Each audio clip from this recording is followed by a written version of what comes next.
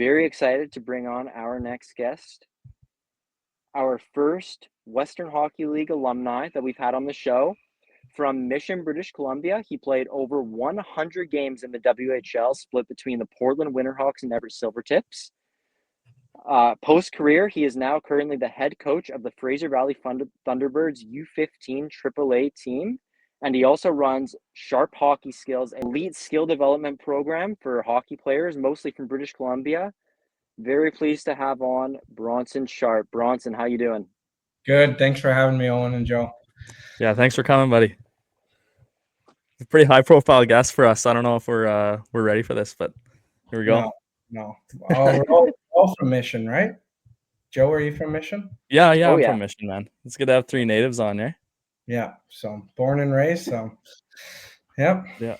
No, I remember back in the day, you were like the town legend, kind of making the jump to the dub, bro. It was like you and Bailey were the boys. Yeah, me and Dolly. Yeah, me and Bailey actually still connect. So he works for the Thunderbirds as well. So he does personal training stuff. Right. So our team bills him out to do it. So it's kind of comes full circle with me and Bailey. Started Mission together, and that's so cool. Yeah, now he's training my kids and stuff. So it's awesome. It's like, I guess kind of where we start is kind of like way back there. So I know you guys played Mission together. You kind of played before the academy. Well, you did still play at Yale. You kind of played minor hockey kind of before it turned into sort of an academy type thing, and with the zone programs and everything that's gone crazy today. So kind of talk about, like, I don't know, like your upbringing and like how you got into hockey and like how minor hockey looked way back in the day. Yeah. So, I mean, I played 1 year when I was like super young. My family moved to Abbotsford. So I played 1 year, like hockey one or whatever it was in Abbotsford. And then I moved to Mission. And so I just started playing really young. So I have two older brothers. They kind of paved the way. They were the oldest one's a goalie. And then my middle brother, he was player. And then I'm the youngest. So right out of the womb, I was playing hockey, loving life, and we'd play. We started when we were young, and I just started. There's just, what else is there to do in Canada? Mission, eh? Yeah, Mission, Canada. Other than so yeah, I loved it. It was my first love. Still love it to this day, but yeah, I started, and then I played all the way up to bantam. Bantam hockey. So back then it was a lot different, right? So obviously now you have your zones and your academies, but the best hockey was to play for your association where you lived, right? And so I lived in Mission. We were a tier 2 association, but we were a really strong team. We had, I think at the end of it, we ended up having 6 or 7 junior hockey players, three Western League actually, and then obviously Gage Goncalves, right? He's one of those 3, and now he's in the NHL. So we had a really strong team. So it wasn't a big deal that we weren't a big association. We competed with all the best teams, but it was just different, right? There was only about 25 kids that would try out, and then you just drive across the bridge, and there'd be a couple hundred trying out for Abbotsford. Right, yeah, or Langley. So I think I remember going to watch. Like we must have been in Adam Owen, like, because we're 3 or 4 years younger than you, right? Dude. So we went and watched you guys, and I remember because it was a big deal that a couple guys were going to the dub, and we were like, my parents like made a point to go out and come and watch the game. So it was I just vividly remember watching your Bantam team play. I don't know when it was or when it happened, but Provincials. I think Owen might have been there. Yeah, Provincials. Yeah, I think that was. Yeah, and you guys had North Shore, I think. Yeah, we hosted Provincials. So that year, I mean, I wouldn't say we were the favorite to win, but we were pretty close. It was like us and Penticton. Unfortunately, we lost in the semis to North Shore A2, which we beat out. I was at that game. That was the game. Yeah, so we lost to them, which is heartbreaking. I still think about it today, which is crazy.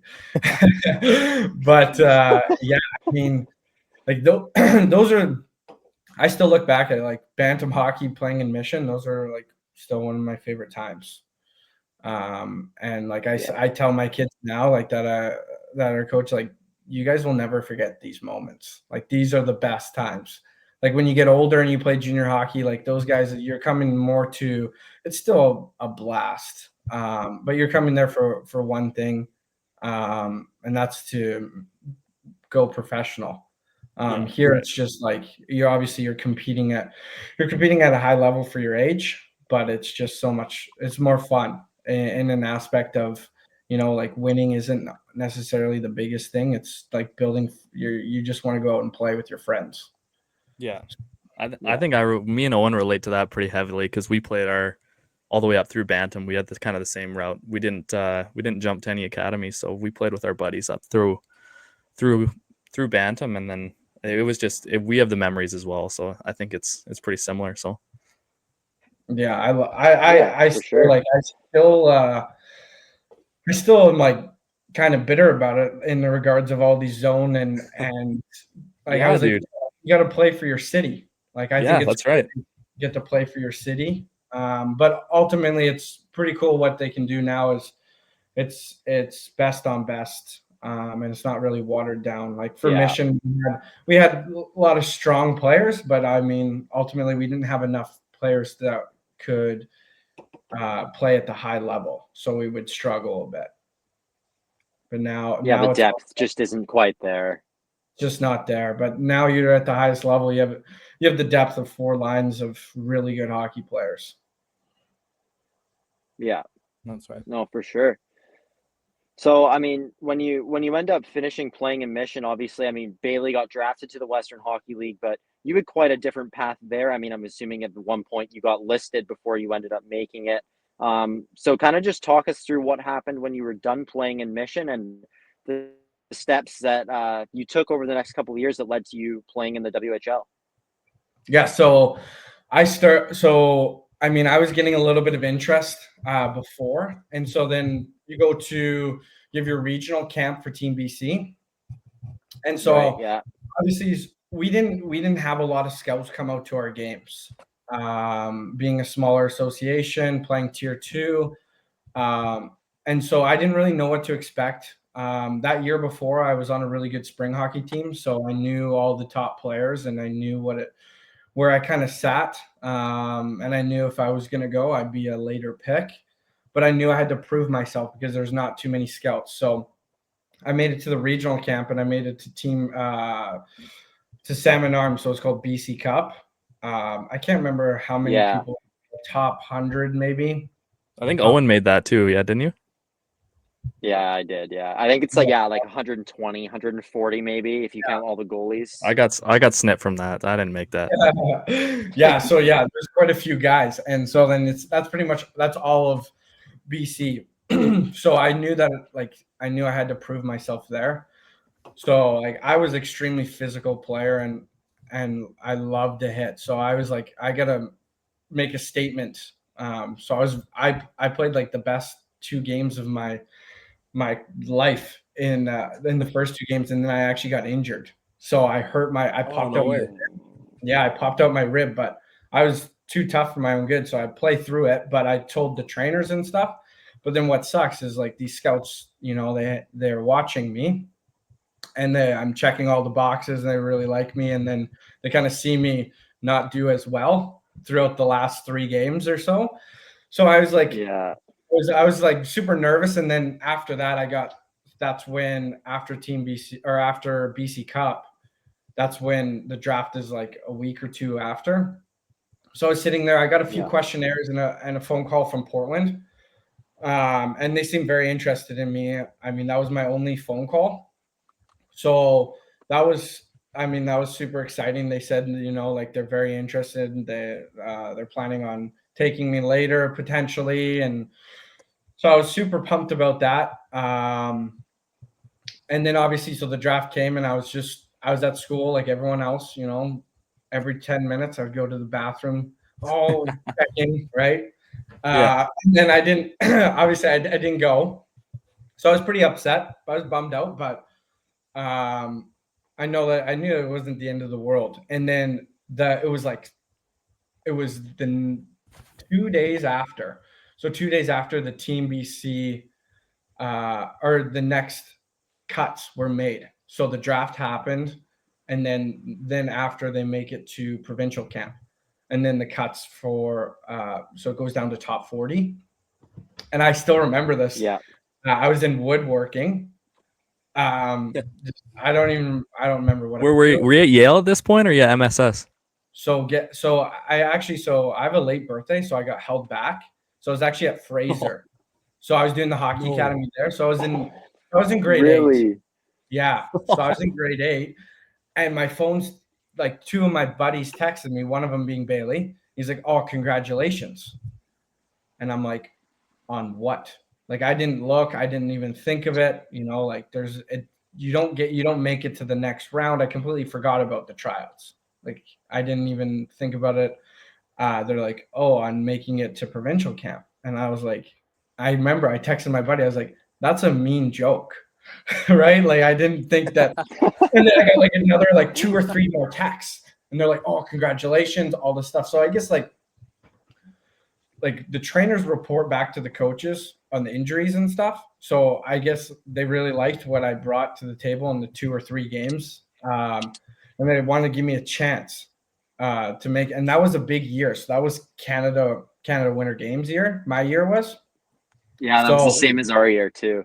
Yeah. That's so then they, I'm sure they probably didn't want to take, all the top end skill. They wanted to create a good team, some role players, and they probably thought I could potentially fill in a 3rd, 4th line role. So they took me through, and then I was pretty pumped up. Like, a couple first rounders got cut, and I made it through. So it definitely helped my confidence. Like 2 days later, I was pretty bummed, or 2 days before, I was really bummed out that I was like, oh, I didn't make it through, or didn't get drafted. And then now this, and then one of my skills coaches. So I had a skill. I just started doing skills then. Now it's like a crazy new business that kids all ages are doing private lessons. I wasn't doing private lessons. I was doing like 20 kids, but it was in Burnaby, and the one guy I was doing it with was a scout, and he tweeted. So he tweeted out, and he says, "Oh, congratulations, Bronson." Because Twitter, that's where you kind of just tweet random things back in the day. Now it's X, but you'd just be like, going shopping, blah, blah, blah. Like, you throw everything on Twitter. And so then I read this because I get a notification. You're a fossil, man. Yeah, I know. And then I get a notification like, "Oh, congratulations, Bronson, on getting listed by Portland." And by this time, I haven't talked to anyone. Like, so I look at Twitter, and I'm like, "Mom, this coach tweeted this," because so what happens is they have a transfer portal, right? And then so it goes through the transfer portal that they said, "Hey, like, Portland protected me now." And so I was like, I messaged him, and I was like, "I never talked to Portland. Like, how do you know this?" And he's like, "Oh, it went through the transfer portal," because he was a Seattle Thunderbirds scout.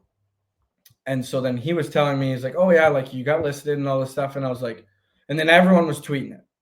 Like, all my friends, everything, "Oh, congratulations, blah, blah, blah." And I was like, I didn't know what to do because the team hasn't reached out to me, and it's already out on the internet.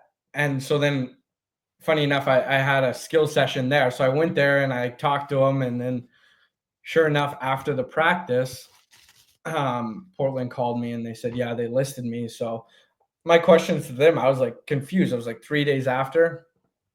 Lost on. Dude, keep going. After, 3 days after, I was like, why not just draft me? And they're like, well, obviously that was the first time we saw you playing in Mission as a small town or a small city, and making that provincial camp team, obviously, like, a good player. So you're only allowed 50 protected players. So they delisted somebody, cut somebody, added me, because they had like in the 8th round, I think they started passing. Right. Okay. So then that was a tough one for me, like watching the 8th round in Portland's passing because they were at 50 already. Yeah, because that was the team that's supposed to take you. Yeah, that was the team that was supposed to take me. So then they realized, okay, so then they took me, and then that year I went to, like, we did prospect camp, and then just kind of got my go ahead. Sorry. Yeah, what was that like? Like you're going from Mission minor hockey and then you're jumping to a WHL prospect camp. Like, are you ready in the gym? Are you ready in the like in the off ice stuff? Don't even mention the on ice stuff. Like, you guys are probably a step up for you. For sure. So I mean, I think I was like 5'9".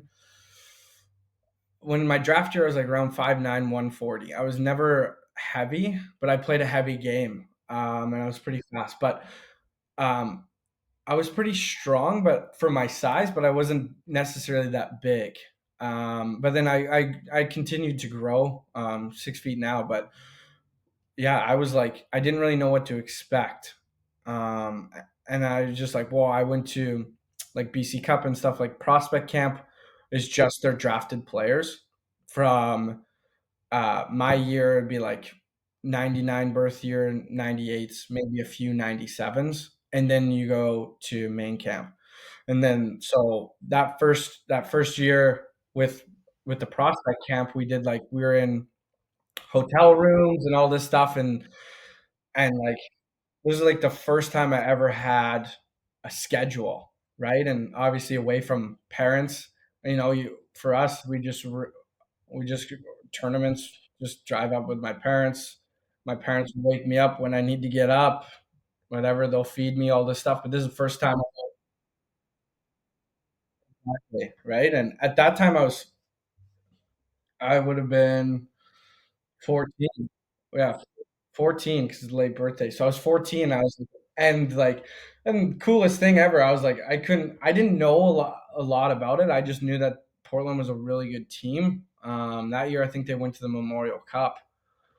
Um, yeah, that's when like Seth Jones was on the team, and like Nathan McKinnon beat them in the finals and stuff. So then I was like, holy, like this is crazy. So then I got to meet all those guys, which was pretty cool. But the coolest thing was like our coach, his name was Jamie Compon. So he just won his, I think it was 5th Stanley Cup last year with Florida Panthers, and he like coached. He won 2 Stanley Cups with Chicago, 2 with LA. And so he was just telling us, so we had like this, he was doing some presentations and stuff, like showing, okay, this is the way we play. And he was like showing all these clips of these guys. And then he was telling stories about all these guys. And I was like, I was just like, I go from getting coached by a Mission minor hockey guy who's a volunteer to a Stanley Cup champ. Yeah. I was like, I couldn't believe that's the jump, eh? Yeah. And it's like the way they treated us. I was like, I didn't expect any of that. Yeah. They treat us like they treat the players unbelievable. Well, yeah, it's that's like awesome. you gotta imagine it's the biggest jump you probably ever taken, eh? Yeah, for sure. Yeah, that was like, it takes years to settle in. Some people can make the jump and it'll be all good, but like for me, it was like took a while. To jump into that. That's right. You went to prospects camp, or you went to a dub camp too, didn't you? Yeah, I went to Seattle's. Yeah. Yeah. Seattle does so it's a big deal to pick a good camp. Like I know Seattle had I don't know if they still do it. It's still the same way it's structured, but I remember a couple of my buddies went to Seattle camp, and some of the camps invite a lot of kids, and some are some camps are like they don't really invite very many. So it all depends. Some have main camps, just main camps. Some have rookie camps and main camps, but I think Seattle does both. I think Seattle does rookie and main camp. Yeah, Seattle had a lot. They did both, I believe. There was a lot of kids there when I went, but yeah. How was that experience for you then? Like, what did you take from it? Oh, well, I mean, it was same kind of thing as I don't really think I was on a radar until the BC Cup, and I think that's like because I got invited to like 4 or 5 camps.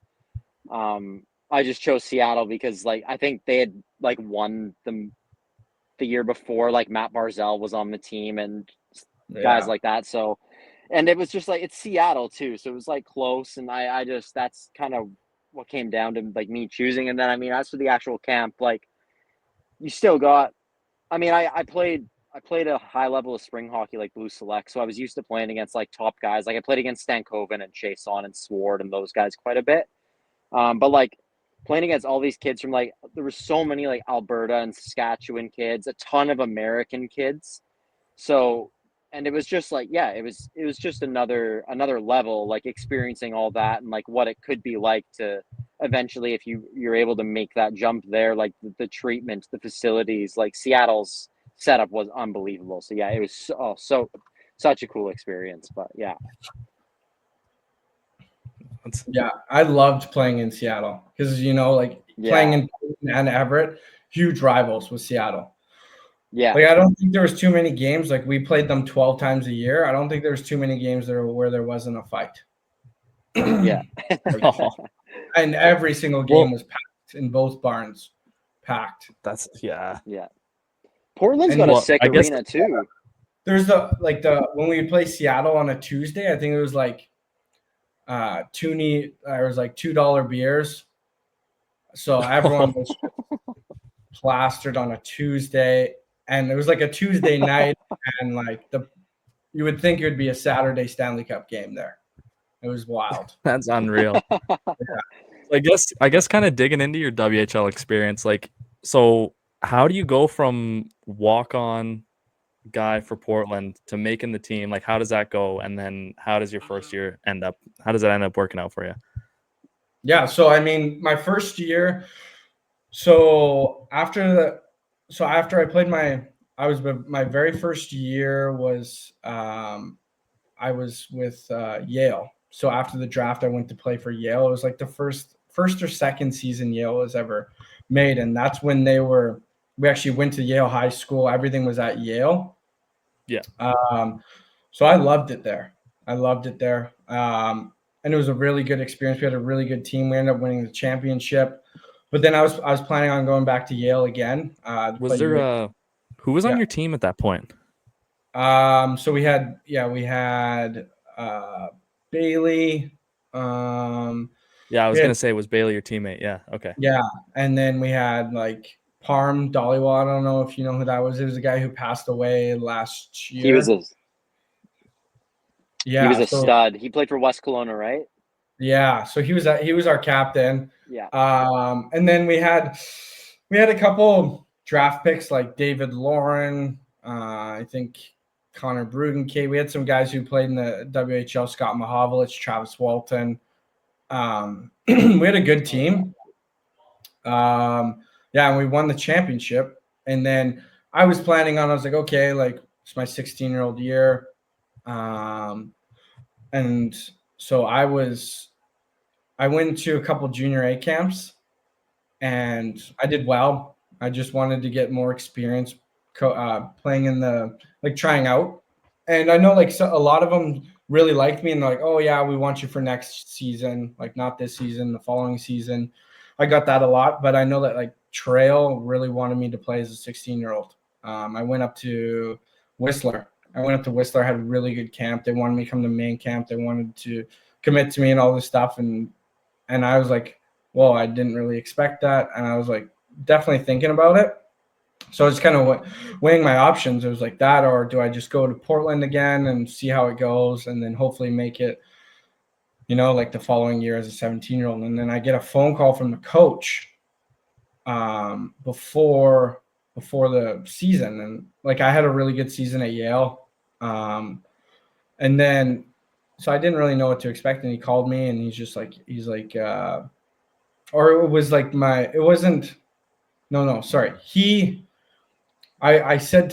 made the decision. They said they really wanted me to come. That's what it was. They really wanted me to come to Portland. They're like, come to Portland.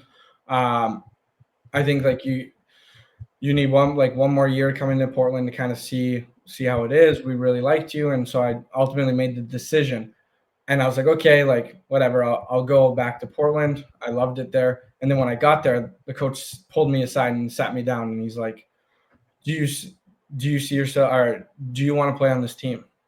And I was like, of course I do. Yeah. He's like, do you think you're going to make this team?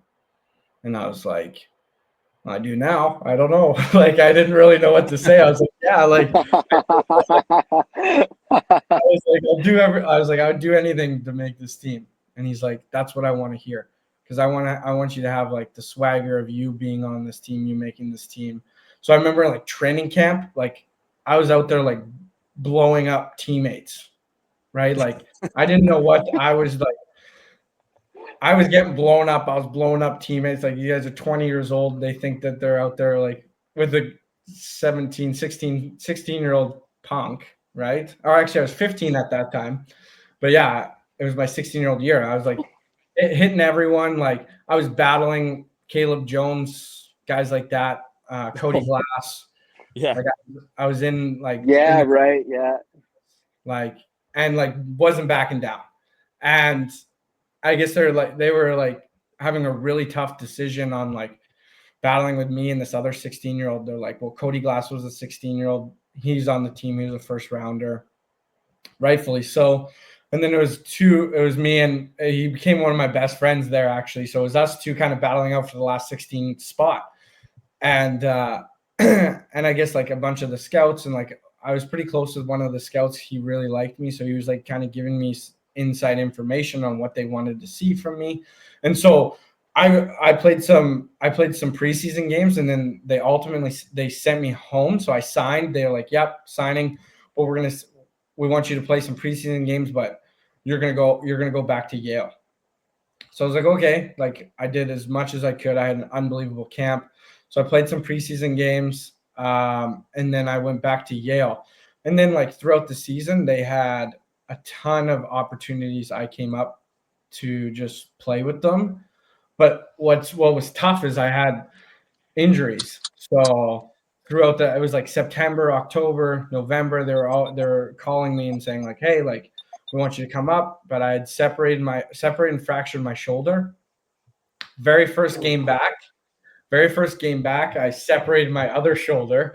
So I was like pretty much playing separated shoulders. And then that was like a big tournament in Boston. And then they give me a call and they're like, yeah, we want you to come up. And I'm like, yep, I'm good. Let's go. And I had like no shoulders. And I was like, yeah, I'm ready. And then ultimately I get a call back and they're like, yeah, we just talked to your coach. He says you're injured.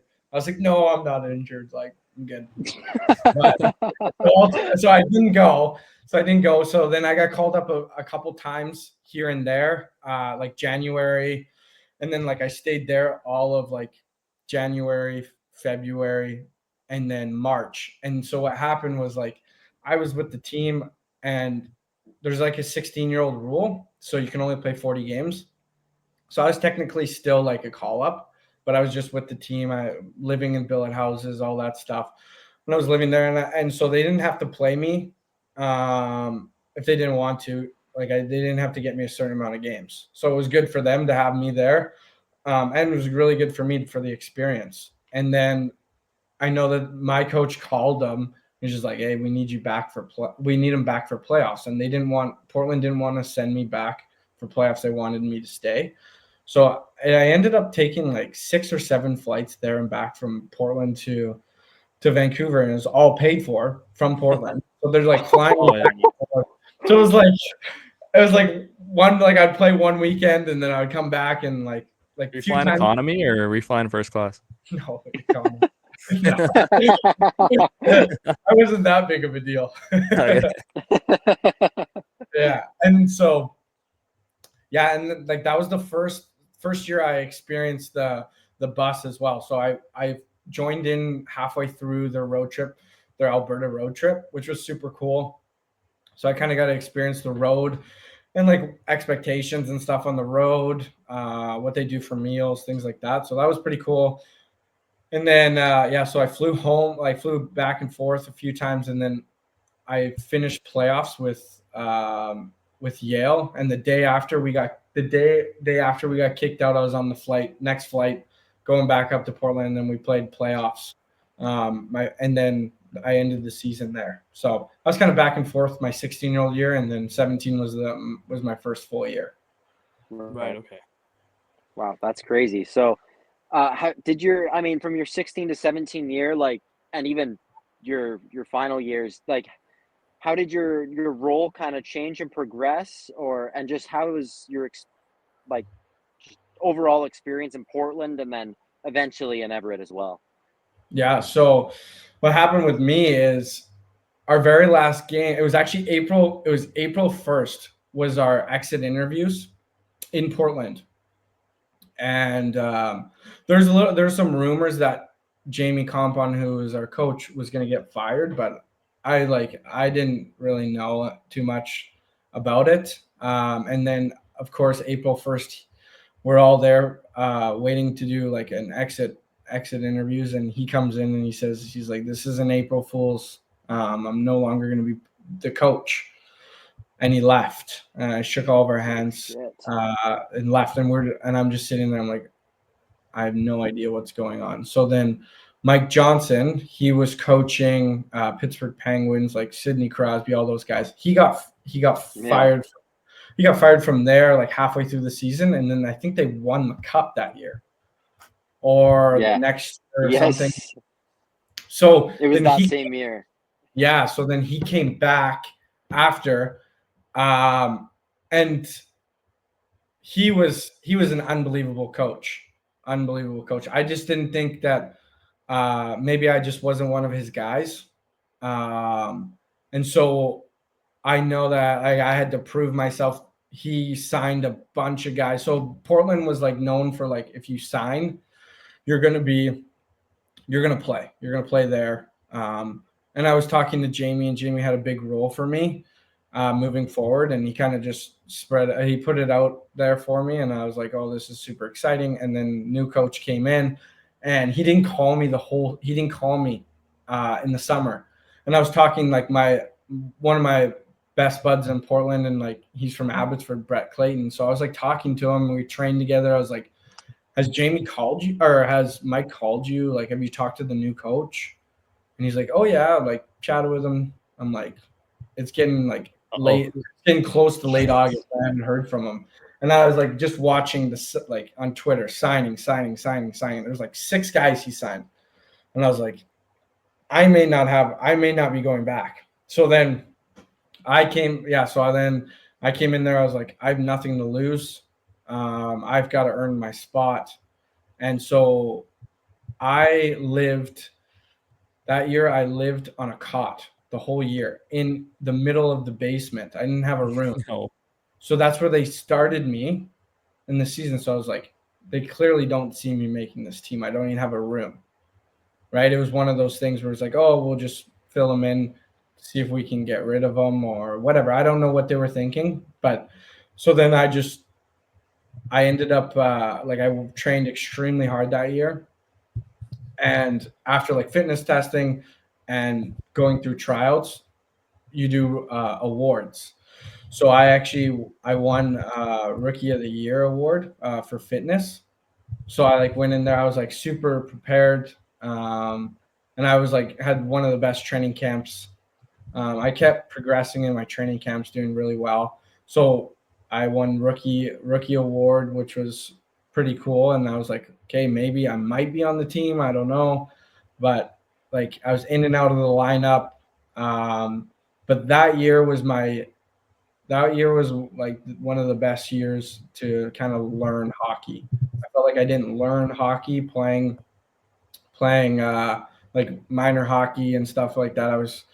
But like this year, like that year I was like, okay, this is the real deal. Some serious systems and things like that, and how we wanted to play. Like the amount of video, it was like 3 hours a day of video.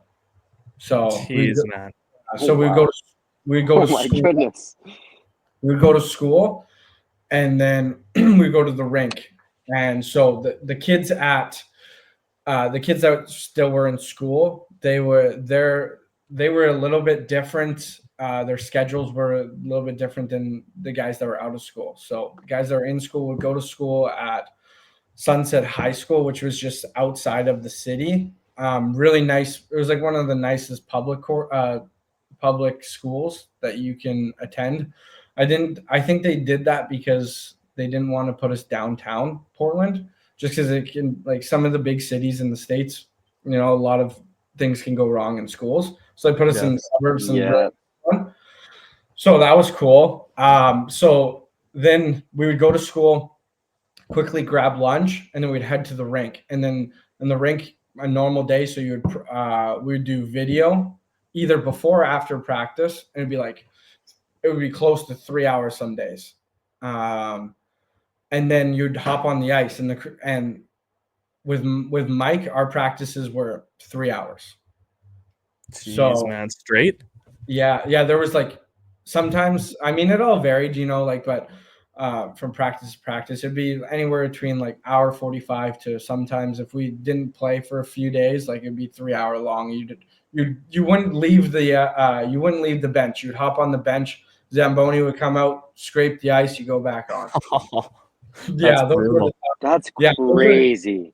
He had the hardest practices, but they were so good. You always ended with conditioning. And it was so funny because then you end with a game, but he's but if you win the game, you just skate one length less than the people who lost. You didn't actually win nothing. No, there was no winning. That's crazy. Yeah, but we were, and it was but everyone was so dialed in, and but the big thing was after a 3 hour long practice, you have your extra ice, but I was very tiring. So you want to stay out longer and get better, because I'm in and out of the lineup. I want to prove myself, but then I also have a workout after. And so what they did as well is you wear a heart rate monitor. So they put a heart rate monitor on you during practice, and then you have a heart rate monitor when you do your workouts. So they take all the. So they can tell when you're slacking off. Yeah, they can tell. So that's so hardcore. Yeah. So you have to get it's a scale out of 4 or 5, I can't remember. And if you didn't get close to 4, there was a couple of guys that got brought in to his office. And then if you don't, and then eventually some of those guys got traded. And it was it was crazy. It was one of those things I think could have been some mutual, right? Where they're I don't want to be here. Guys well, you're not working hard enough. But then I remember one of my friends, he's my heart rate doesn't get up past 180. And our coaches are it's impossible. Our trainer's no, that's not right. You can get it up higher. But so there was God. There was no cutting corners. You can't cut corners there. They hold you accountable, which is ultimately the best thing for you. And then looking back at it, you're wow, this is Portland's one of the greatest organizations, just from what they've done, and the coaches and everything, the way they just do everything is just professional, and they treat you really well there. You get a lot of things. I think the owner's really well off, so you get Normatex taken care of. Yeah, you get Normatex, which are things for your recovery for your legs. You get iPads to watch your shifts. You get all these extra things. You get $1 million bus. That was really cool. So we had lazy boys. We're not jammed into just your average charter bus. And so just a bunch of little things that you may not appreciate till after, or till you get traded or something else, go to a different organization. How did it? Oh wait, you go. Go ahead. Sorry. Well, you just see it because you just see how many NHL players they have a wall there is NHL players, anyone who's played in the NHL who's came through Portland, and it's hundreds of names. You just look at it, so many. You just dream of your name being next. You just look at it, you're oh, I need to be the next name. So it's just an unbelievable organization, and they just do everything very professionally there.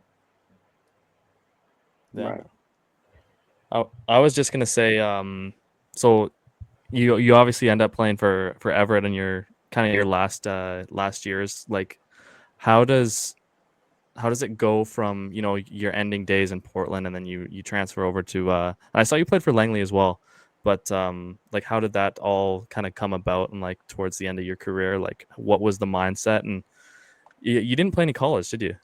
No. No. So yeah, How did that all go about? so we were, I think that year I was on Portland, and so like you have the ranking systems of the CHL, and we had like 8 drafted players on that team. So we had like Henry Okaharu, Cody Glass, Skylar McKenzie, a bunch of these guys who play in the NHL now and have NHL games. And so we were a stacked team, and I was third, fourth line, mostly fourth line there. I couldn't move up. There are too many good players in front of me. And that year, and I was like, came into the coach and just said, like, at the beginning of the season, I just said, like, I want to play here. I love it here, but I ultimately want an opportunity to play.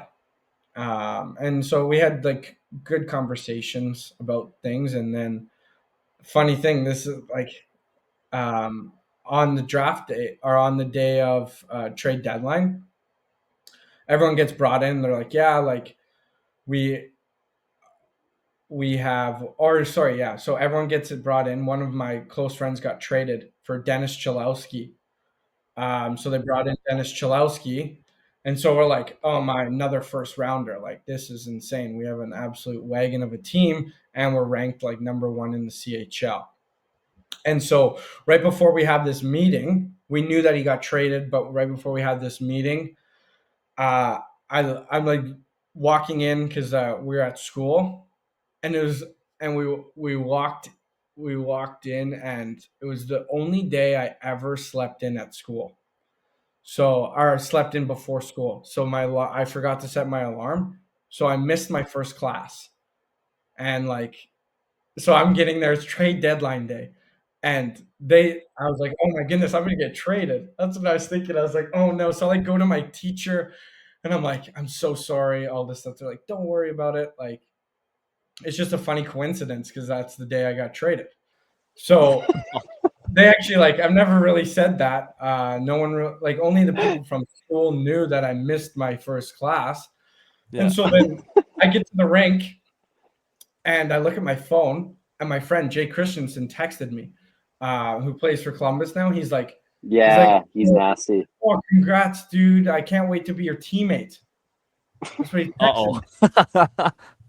And I was like, what are you talking about? I was like, what are you talking about? And he's like, dude, your name's on our board. You got traded here. And I was like, oh my. And I was like, my heart sank. I was like, oh my goodness. And I'm like telling my roommate, I was like, dude, I just got traded. I think I got traded. He's like, no, you didn't. I was like, yeah, look at this text. As I'm like showing him, Mike, like, I think it was like Mike or Gus or one of the coaches, like, oh, he's like, hey, in the locker or in the change room here. So I was like, okay. So I like put my phone in my pocket. I'm like sitting there. He's like talking. He's like, yeah, like, these are the trades we made. And we're looking to do one more. And we'll kind of let you guys go through it. And then my stuff, I'm about to put on my gear. I was like on the works of putting on my gear. And our trainer, because he knew, he's like, oh, don't put on your gear yet. I want to, I need to talk to you. And I was like, why? Am I getting traded? And he like looks at me and laughs. And I was like, I know I'm getting traded. Like, I know I'm getting traded. And I'm just waiting there. I'm just sitting there. Rip the Band-Aid off, man. Fuck. Yeah. And so then that's crazy. I know. And then our assistant coach like comes in and he's like, hey, like, Mike wants to talk to you in his office. And then we had a really good chat. And then I told him after he's like, yeah, I traded you. He's like, yeah, like, I think it was like Swift Current or like PA or somewhere out there. He's like, wanted you. He said, we threw you on the trade, like the trading block with 1 hour or 2 hours left just to see if someone wanted you. And I guess like there was a couple, I think it was like PA or Swift, I guess, gave him an offer that was a little better than what Everett gave, but they said they're like, yeah, but we really appreciate you as a kid. You're a good kid, and we like your family. Like, we wanted to keep you closer to home. And I was like, oh, I really appreciate it. So then I told him after, I said, hey, by the way, I actually knew that I was getting traded before because my new teammate texted me. He's like, oh, that's funny. But then I get there, and so like I said, Portland or Everett is a rival, and I hated Everett. That was the team I hated the most. I fought two of their guys.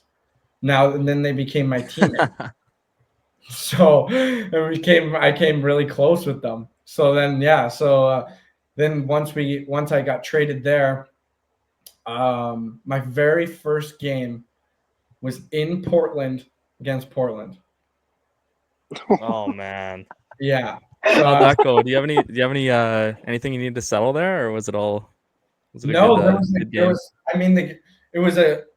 I didn't hate any of those guys. There's a lot of egos on Portland for sure because there's just so many. Well, there's so many good players there. Like, of course, you're gonna have guys like that. But I mean, there was nothing. I had no ill will towards any of the guys there. I really liked the guys, so it was good. It was a little weird, obviously, playing them. Getting to blow up your buddies in the corner there. I don't know. I didn't. I don't think I did. I remember we played them in playoffs, and I got into some chirping with them, but yeah, we beat them in playoffs in the second round, which was pretty cool. Oh my! Oh, that's awesome. Pretty good, eh? Yeah, so we beat them in the second round. It should have been the conference finals we played in them, but we ended up coming first. So once I got traded, definitely wasn't because of me, but we became number one. We became number one in CHL. Like, we went on an absolute heater there. We had some really good players. We had like Carter Hart was our goalie. We had I was gonna say the Carter Hart era. Yeah, then Dustin Wolf was our backup goalie. Yeah, that's right. And then so there's no pucks going in.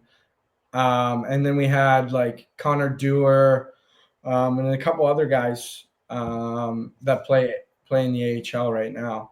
We were just such a strong team, and like there was no egos there. So I went there. I was like pretty nervous. Obviously, didn't like any of those guys. I knew like Jake Christensen, guys like that. But yeah, I didn't really care for any of the guys because they were my biggest enemies, and then they were like the nicest group ever, and I thought it was a joke. I thought they were like, I was like, there's no way all these guys are this nice. And so like it was just like a complete culture change, and they just wanted to win together as a team. Right. We're in Portland, everyone's a little more spread out in the city and in the suburbs, so you don't necessarily hang out with your teammates after practice. One, because it's such a long day, and then two, like you have kind of like a couple houses here and there, so you kind of hang out with those guys that are close to you. But like some of my teammates were 45 minutes away from me, just like on the other side of Portland's suburbs. And so for Everett, everyone's a lot closer. And so like everyone would go for sushi after or go do whatever. So you do everything as a team. We'd watch like football together. And I was like, wow, this is like crazy, like how close everyone is. And that year we went to the finals. Yeah, so we went to the finals and we ended up losing the Swift Current. Stuart the Skinner, other team you could have gotten traded to, eh? Yeah, that or I can't remember. That or it was PA. But yeah, Stuart Skinner was their goalie. Oh, right.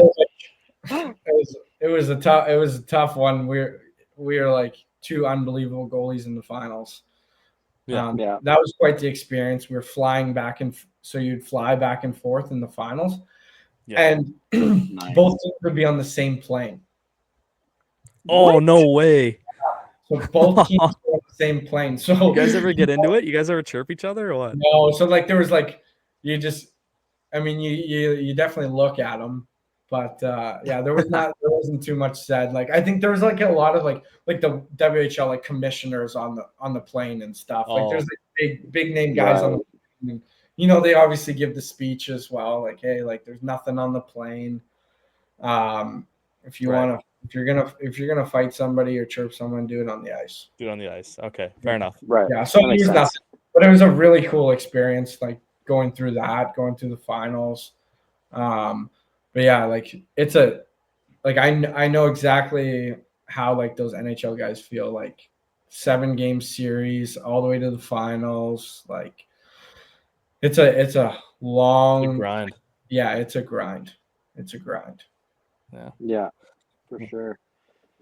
Wow. Well, and then I mean, just going on from there. So how does your hockey career wrap up, and then obviously transition into what's become an incredibly successful skill development program? I mean, you have a lot of the best pro and junior players from around that you currently train now. So, just how does your career wrap up, and then how do you move on into this and where you are now with it? I've seen the clips on Instagram too. Sorry? Oh yeah. I said I've seen the clips on Instagram too, so I wanted to ask about that. So when I got to Everett, I got some injuries and stuff and concussions. Through stuff like even outside of hockey, I got injuries, which was super unfortunate. So I was battling those, and ultimately it was like a few doctors told me like I can't play anymore. So I was like, like this is my only, like I only knew hockey. I started extremely young. I that's all I did in my life. So I didn't know what to do. So I was like, well, my dad was like, oh, come work construction with me. And so I was like, okay, I'll try it out. I hated it. I couldn't do it. I had concussions. And so like, I was like, I can't deal with it. And so then I still remember this one time, one of our coaches was screaming at us in Everett. And I was like, I will never become a coach. Like I just don't like coaches. Like, and it's funny because now I still like I try and keep in contact with all these coaches that have coached me back in the day, and like that's what that's what I love now the most. So what I went to I actually quit Everett. So I called them on the trade deadline and I said, hey, like I want to play at home, because I got injured in it. I got injured and then I came late to training camp, and I didn't train all summer. And then I got injured in one of the games, and I just went home. So I said, hey, I need to go home. I need to go to my own doctors. And so then I just stayed at home and I never came back. And they were calling me like, oh, how's the process going through all this stuff? And I was like, yeah, I'm still not ready to come back.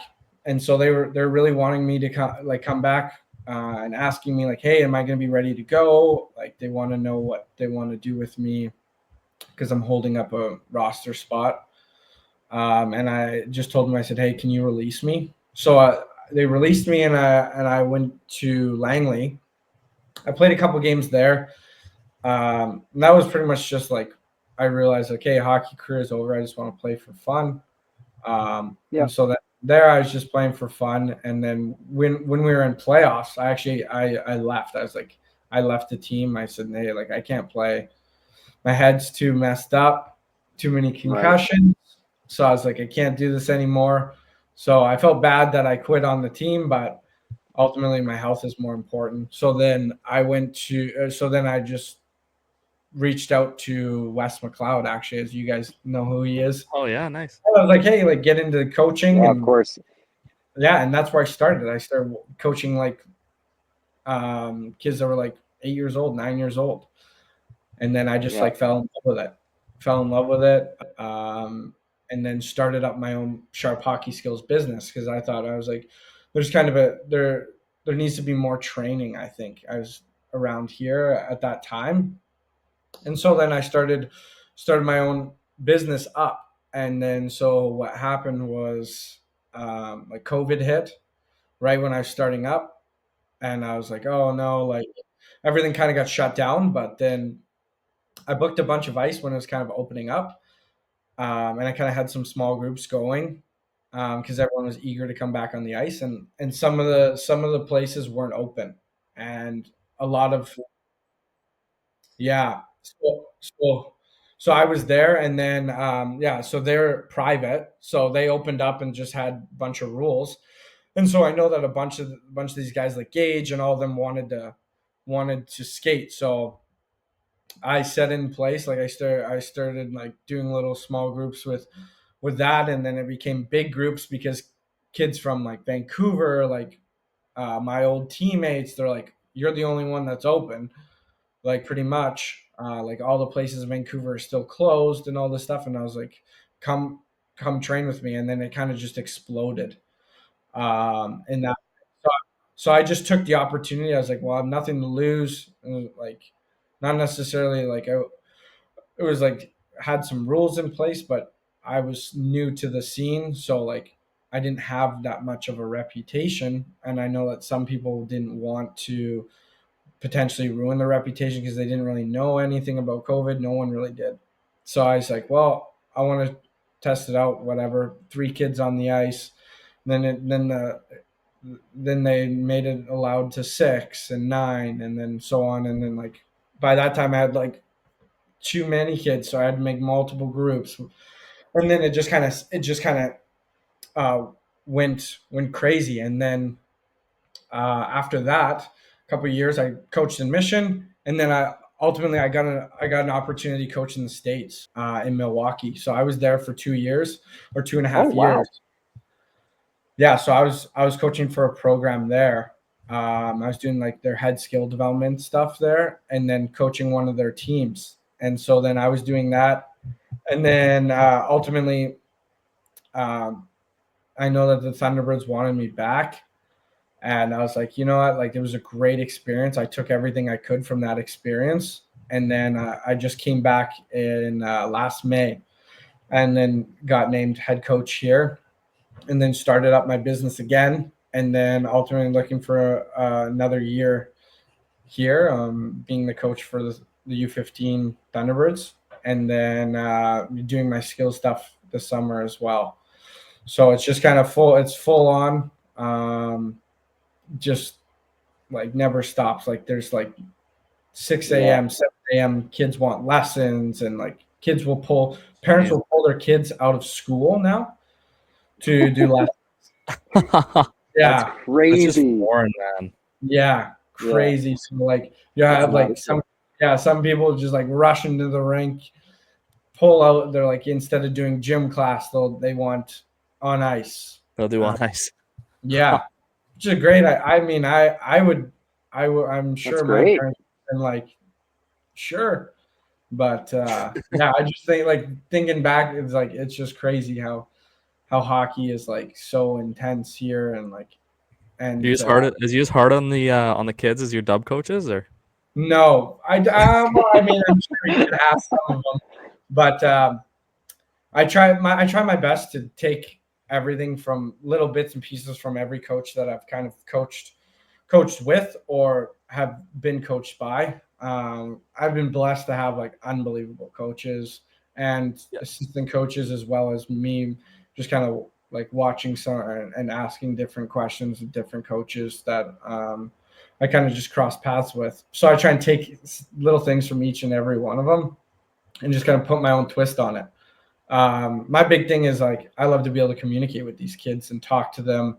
Yeah. And like, I always say like, hey, like I've been there, but I want you, like, I felt like I wasn't prepared for that step necessarily. I made the step and I was there, but I didn't make a big enough impact, to have a full career playing hockey. And so like, I'm trying to set it up for, right now I'm coaching U15. So I want to set it up for, 13, 14, 15-year-old kids as much as I can as a Western Hockey League program and team without overwhelming a teenager, and try and just kind of progress through and try and help them out and say like, hey, like our goal is to get you there. I know that's your goal, but like, I want you to be ready when you make the jump if you do. So that's our big thing, and our big motto as well for like the Thunderbirds is like, we want to try and move these kids on. And same thing for my skills business. I want these kids to always move forward and progress, and like get the best opportunities that they can and try and help them as much as they can in those in whatever they're lacking. So yeah. Oh, that's awesome. Well, we've been going. This has been a long one so far. I think which this is is our awesome. longest interview to date here. That's all right. It is, but it's no, it's our best. It's our best one to date for sure. And I think at least as well. So I just wanted to ask you. I got a couple more questions. First, just one. I want to ask about your skill development. Like, you maybe just want to like talk about some of the guys that you've been training, because you've had some very high end NHL players, some young prospects. I even saw you had Diamond Hands Daniel Amesbury out for a session last year. That was unbelievable. So we watched him play in Kansas City. our team went to go watch him play in the coast there. It's fucking unreal. But yeah. So I mean, like Zach Benson. Personally, like he's definitely the best player that stepped on my ice when I'm coaching. And I saw him when he was 14. So I had him when I was 14 doing the skill development, and he went to my pro group. So I sent him to my pro group because of how good he was. I was like, this kid is unbelievable. So he was like out there when Noah Juulsen was like just like in the NHL, like, and he was out there with like the WHL guys. This kid's 14, 15 years old, and he has the best skill out on the ice. I'm like, this kid's different.